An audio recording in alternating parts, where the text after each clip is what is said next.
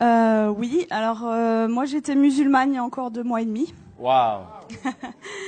Et je suis médecin, on m'a annoncé un cancer des ovaires au mois de juin. D'accord, d'accord. Et pendant 3 semaines, un mois, en fait, j'étais très très mal, jusqu'à entendre parler de Jésus. Quoi, j'en avais déjà entendu parler, mais là j'ai été vraiment touchée sur une vidéo comme ça un soir chez moi. Et donc je me suis intéressée à cette personne et en fait j'avais pleuré pendant 3 semaines de tristesse et là je pleurais d'amour. Wow. Et je comprenais pas. Donc j'ai regardé beaucoup de vidéos témoignages sur Jésus et le soir même, c'était le 11 juillet de cette année 2018, Wow. je me suis mise à genoux dans ma chambre pour la première fois de ma vie devant Dieu et j'ai supplié pendant 20 minutes, Jésus, si tu existes vraiment, moi ça me suffit pas d'entendre parler de toi, je veux te voir. Et je veux te voir d'une façon que plus jamais de ma vie je vais douter de toi. Et en fait, pendant 20 minutes, j'ai attendu, j'ai supplié à genoux. Et il s'est rien passé, je suis retournée dans mon lit. Et là, j'ai entendu une voix qui me disait « Retourne-toi ». Et j'ai fait ma rebelle. J'ai dit « Mais il y a rien, il y a un mur blanc derrière moi ». Et j'ai entendu une deuxième fois « Retourne-toi » de façon très forte. Et là, je me suis retournée. Et en fait, au-dessus de mon lit, j'ai fait plusieurs pas de recul parce qu'il y avait la tête de Jésus, en fait. Wow. Et énorme. Et en fait, dans ses yeux, ses yeux sont pas comme les nôtres en fait. Il y a pas un cercle quoi. Il y a tous les univers dans ses yeux. Et en fait, il m'a regardé, il m'a transpercé le cœur. Et en fait, là, j'ai une urgence intérieure Wow. qui, pour une musulmane, est incompréhensible. C'est-à-dire que c'est pas venu de mon mental. Je devais me faire baptiser le plus vite possible. Oh, wow. Donc le lendemain, j'ai cherché partout où me faire baptiser.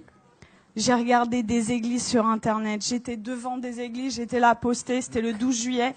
Et ça parlait pas à mon cœur. Je disais non, non, non. Les catholiques, les protestants, non, non, non. Et à la fin de la journée, j'ai dit à Jésus, tu m'as donné cette envie-là, donc guide-moi.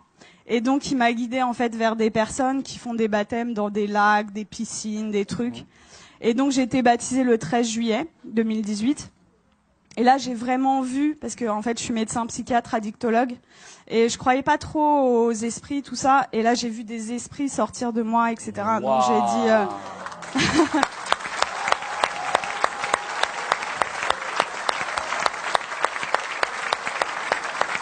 Est-ce que ça vous dérange de venir un peu?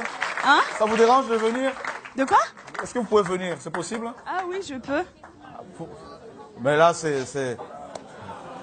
Quand on parle de Jésus ici, là... Wow! Jésus!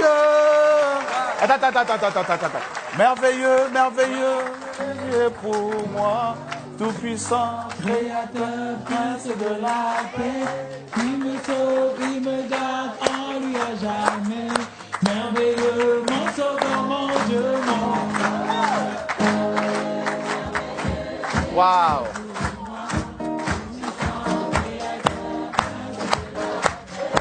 Il me sauve, il me garde en lui à jamais. Merveilleux, merveilleux, Jésus est pour moi, puissant, créateur, prince de la paix. Il me sauve, il me garde en lui à jamais. Merveilleux, merveilleux, Jésus est pour moi, tout puissant, créateur, prince de la paix. Il me sauve, il me garde en lui à jamais.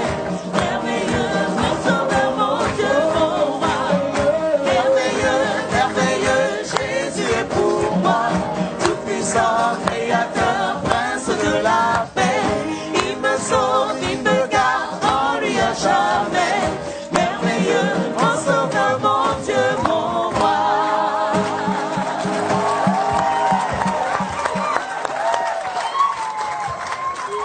Wow. Donc je continue.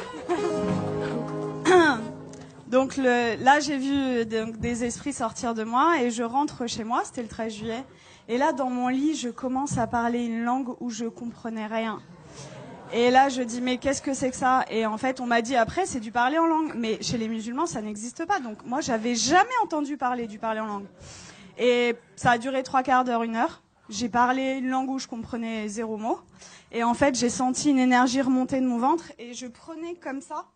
Et je jetais, en fait. Ça a duré 3/4 d'heure, 1 heure. Et là, au bout de 3/4 d'heure, 1 heure, j'ai arrêté de parler. Et j'avais des douleurs depuis 4 ans, tous les jours. Et là, pour la première fois depuis 4 ans, plus aucune douleur.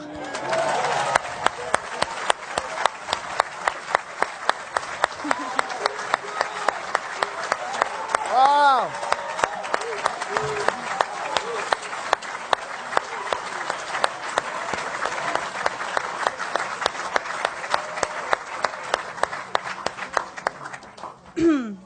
Et donc là, j'ai dit, ok, je suis guérie, c'est bon.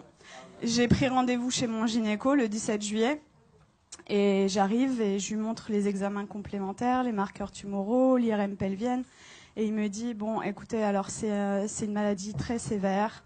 On va opérer, on va faire un traitement, etc.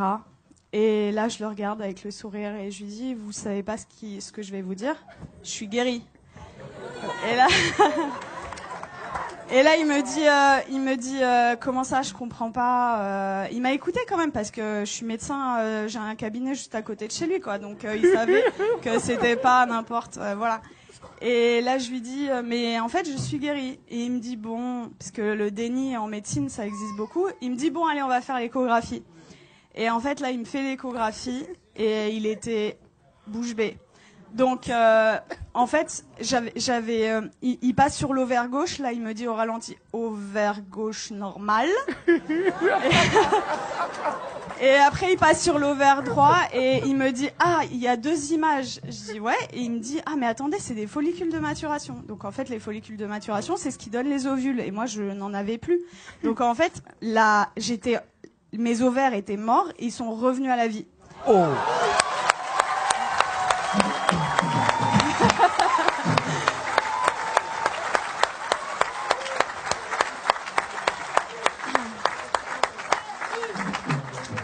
Et là, il retire la sonde et il me dit, vous vous rhabillez, vous allez m'expliquer ce qui s'est passé. Et du coup, je lui raconte en gros que j'ai rencontré Jésus 6 jours avant, qu'il m'a guéri et tout. Et il me dit, bon, écoutez-moi bien.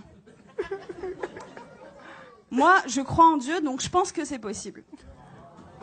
Je suis juive, donc je pense que c'est possible. Mais vous êtes médecin, attention, gardez ça pour vous. Et là, je lui ai dit, j'ai rigolé. Je lui ai dit, c'est impossible. Je lui ai dit, je veux que le monde entier...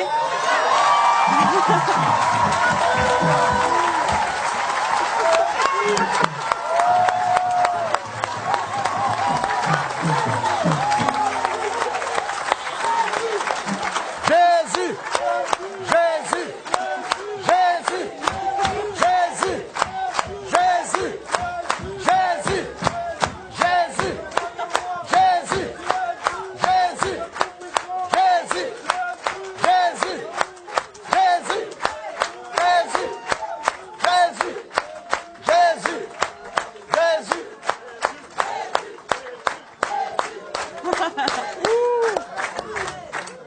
Je lui ai dit, je veux que le monde entier sache que Jésus est vivant. Et il m'a dit, bon, ok. Et il m'a fait mon compte rendu d'échographie, qui était normal. C'était un plaisir pur. Et il me le rend. Et là, il me dit, est-ce que je peux vous faire la bise au lieu de me serrer la main? Je dis, bien sûr. Et il me prend le visage et il me dit que Dieu vous garde. Et en fait, ce que je raconte partout autour de moi, c'est... Tout à l'heure, le frère disait que vous aviez vécu au Cameroun l'acte des apôtres. En fait, c'est ce que je vis tous les jours, quoi. Et c'est-à-dire que je travaillais que en cabinet. Le Seigneur m'a amené à travailler à l'hôpital, aux urgences. Et en fait, je vois des cas psychiatriques sévères. Et ma première garde après mon baptême, les infirmiers, le geste qu'ils ont fait le plus dans la nuit, c'était ça. Ils y croyaient pas, en fait. Il y avait que des miracles. Toute la nuit. Ils ont pas compris.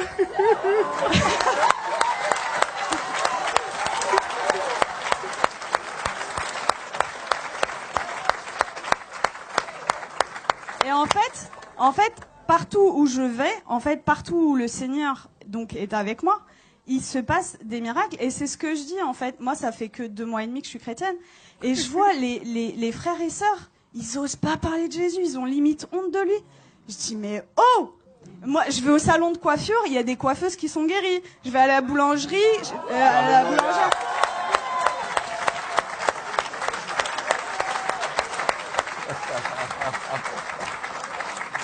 En fait, j'aime beaucoup cette expression. En fait, je dis que le Seigneur, c'est l'antidote à tout. Et le monde entier a le poison. C'est-à-dire qu'ils connaissent pas Jésus. Moi, j'ai 33 ans. J'ai attendu 33 ans pour qu'on me parle de Jésus. Mais attendez, mais moi, j'aurais voulu que quelqu'un vienne me parler de Jésus. Vienne me dire, mais attends, la solution à tous tes problèmes, ton malheur et tout, c'est Jésus la solution. Mais personne autour de moi. J'avais aucun chrétien autour de moi. Donc, dans ma famille, ils sont tous musulmans et quelques personnes athées. Et en fait, ils comprennent pas du tout ce qui se passe. Mais juste, je voulais vous dire que je vis des miracles tous les jours. Tous les jours, c'est des prodiges de Dieu. Je vais vous raconter juste, il y a quelques jours, ce qui s'est passé, parce que je dois choisir et je peux pas tout vous raconter. Donc, il y a ma famille qui était en Algérie pendant tout l'été. Ils sont rentrés et il y a mon oncle, en fait, il a de l'arthrose sévère au genou. Et je suis arrivée, j'ai raconté ce qui s'était passé cet été, et ils m'ont dit, ouais, c'est bon, t'arrêtes de nous parler de Jésus. Déjà, ils ont été tolérants, ils ont accepté d'écouter. Et là, je vois, en fait, mon oncle, il boite, il a de l'arthrose. Et là, je lui dis, tonton, est-ce que je peux prier pour toi? Il me dit non. Et ma tante, elle lui dit, bah, pourquoi, qu'est-ce que t'as à perdre? On va voir si ce qu'elle dit est vrai. Je dis, ok. Et là, le Seigneur m'a donné le verset, vous savez, où il ressuscite une femme et il fait sortir tout le monde, en fait. Donc, en fait, j'ai pris mon oncle, je l'ai sorti du salon, et j'ai prié pour lui, et en fait, je lui dis, t'as mal à combien? Il me dit, à 7/10. Il boitait. Et donc, je prie le Seigneur, et le Seigneur le guérit. Il me dit, mais j'ai plus mal du tout. Et là, il commence à courir dans toute la maison.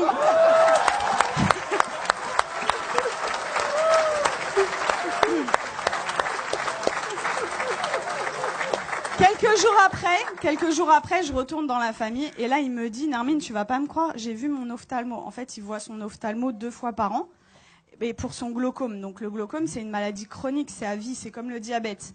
Et il me dit, l'ophtalmo, il a pas compris, j'ai plus de glaucome. Il lui a dit, je peux pas t'arrêter les 2 traitements parce que voilà, mais j'en arrête 1 sur 2. La prochaine fois, s'il y a plus rien, on arrête le 2e, quoi. Et donc ça, c'était mon oncle et mon père qui a 80 ans, musulman depuis 80 ans. Waouh. J'ai été le voir, ça faisait très longtemps que j'étais pas allée le voir, au moins 6 mois, 1 an. J'ai été le voir jeudi dernier. Et en fait, je lui ai raconté ce qui m'est arrivé. Il a été guéri. J'ai prié pour lui. Il a été guéri de ses acouphènes, c'est des bourdonnements. Il avait depuis 10 ans, plus d'acouphènes. Il avait mal au dos, il pouvait pas sortir sans ceinture. Plus de ceinture. Je l'ai sorti sans ceinture. Il voyait double, il avait une diplopie. Il voyait double quand il mettait pas ses lunettes. Plus de diplopie. Et là, au bout de 2 heures, il me dit, c'est bon, je me donne à lui.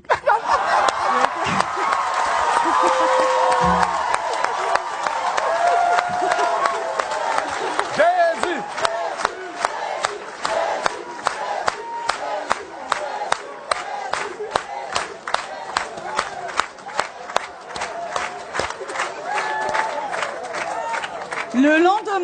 Le lendemain, donc c'était vendredi là, non, c'était pas hier, c'était vendredi dernier. Vendredi, j'arrive, donc le lendemain, en fait là, il me dit, tout ce qu'on s'est dit là, t'oublies, c'était des bêtises, tu me parles plus de Jésus. J'étais choquée. Je dis bon, ok. Et là, dans ma tête, au bout de 2 minutes, je dis non, ça va pas se passer comme ça. Et ça, vraiment, les frères et sœurs, c'est un truc hyper important. Vous priez, mais il faut proclamer aussi ce qui est écrit dans la parole. Et donc, dans ma tête, j'ai dit, je proclame qu'il appartient à Jésus. Je proclame qu'il appartient à Jésus. Et donc, j'ai proclamé. Et là, il me dit, j'ai la tête lourde et tout. Et j'ai dit, j'ai vu l'opportunité. Je dis, je peux prier pour toi? Et il me dit, non, tu m'approches pas. Et donc, en fait, 3 fois d'affilée, en 1 heure, peut-être 3 fois, je lui ai proposé. La 3e fois, il me dit, ça prend combien de temps? Je lui dis 5 secondes. Je dis ok. Il me dit ok. Donc, je mets ma main comme ça, je chasse les esprits au nom de Jésus. Et là, il éternue, mais de façon disproportionnée. Et là, il me regarde et il me dit, c'est parti. Je dis, ah ouais? Et il me dit, tu crois que ça a un rapport avec ta prière? Je dis, bah totalement. Et du coup, on est reparti à parler de Jésus. Je l'ai sorti, on est parti manger ensemble. Ça faisait 20 ans, ça faisait 20 ans qu'on n'était pas sortis ensemble. Et en fait, je lui ai parlé du baptême dans l'après-midi. Et dans l'après-midi, il me dit, ok, je suis ok pour être baptisée. Donc là, j'étais là, j'ai dit, je vais te baptiser dans ma baignoire, mais je voulais pas le faire toute seule. Donc j'ai écrit à des frères et tout, oh, mon père, il veut se faire baptiser, qui sait? Et du coup, j'ai un frère qui est venu, et à 21h vendredi dernier, j'ai baptisé mon père.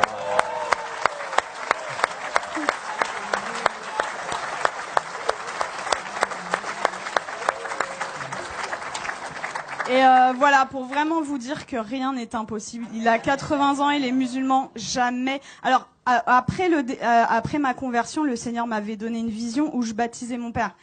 Je disais ok Seigneur, mais waouh.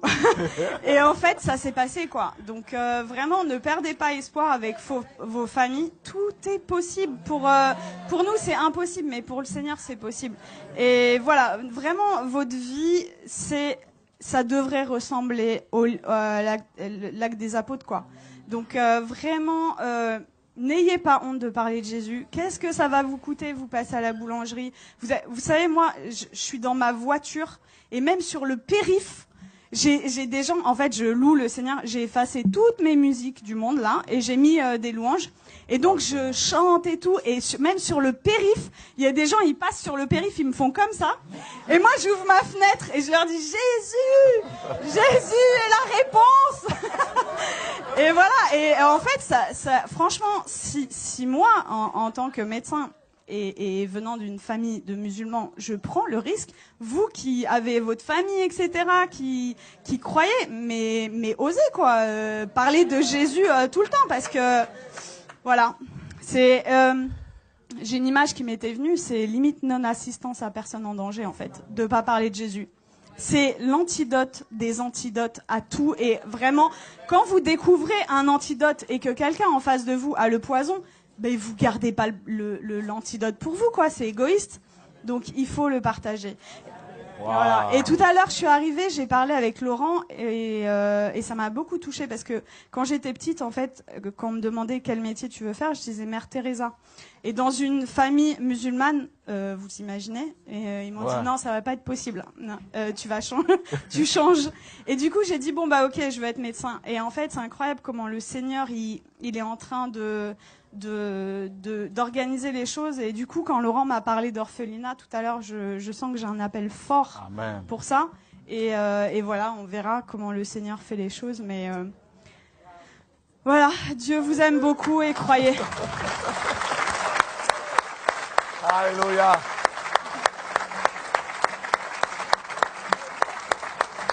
Waouh, gloire à Dieu.